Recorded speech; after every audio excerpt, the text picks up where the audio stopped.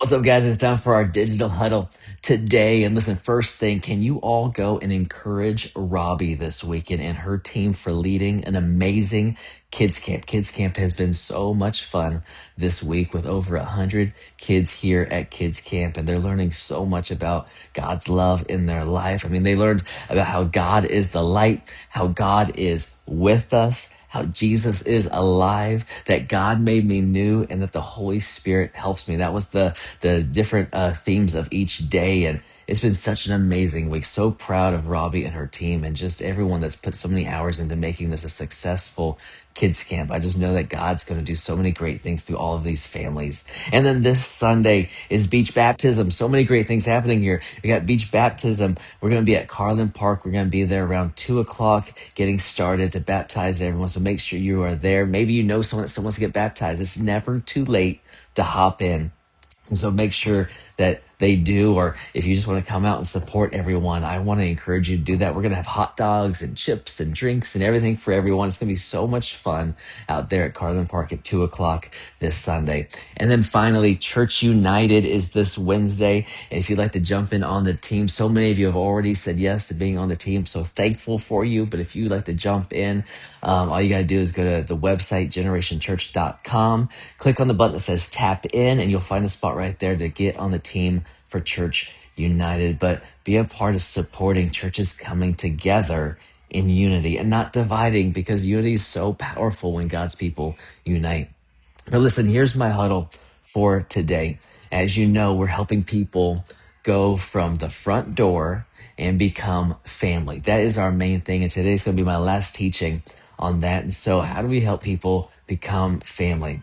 Here's my message I want us to remember. Here's the message I want to convey today is that you belong here. We want people to feel like they belong here. Today, I want to talk about ownership. You know, at the front door, people are simply just spectators. But in a family, people contribute. Isn't that true? At the front door, they're just a spectator. But when they're in your family, they contribute. Think about your family. Families help cook. Families help clean. Families carry responsibility. I expect my boys to take the trash out because they're in my family. And that's why getting people on the serve team matters so much. We're not trying to use people. We're telling them, listen, you belong enough here to help build this house. You belong. And I've had conversations with some of you where you've been talking with another volunteer, and instead of asking them to help more or to serve in a greater capacity, I've heard some of you say things like, well, I just didn't want to ask too much of them. And that's a very natural thing to feel. I get it. But the conversations that we've had before is that sometimes instead of saying, well, I just didn't want to ask too much of that person, instead, what if we shifted our mindset and realized that we're not pressuring people? That's not the heart here. We're not trying to pressure anybody. We're giving people opportunities to be a part of something meaningful. You know, sometimes we accidentally hog all the responsibility ourselves, and then we wonder why we feel like we're burnt out, right?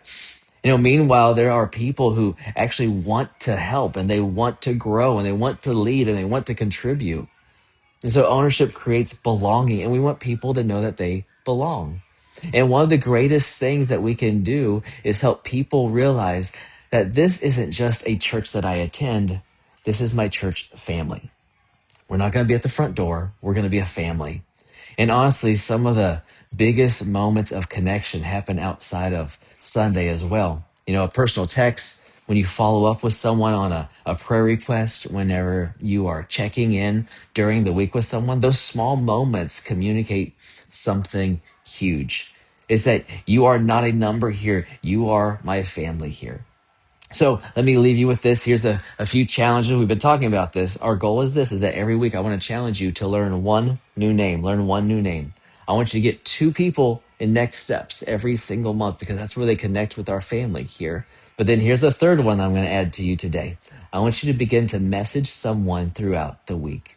Just message someone, whether it's a text, an email, a Facebook message, I don't know, but message someone throughout the week, because we're not just building teams. We're building family here at GC. And I think we have an incredible family. And so let's keep building it.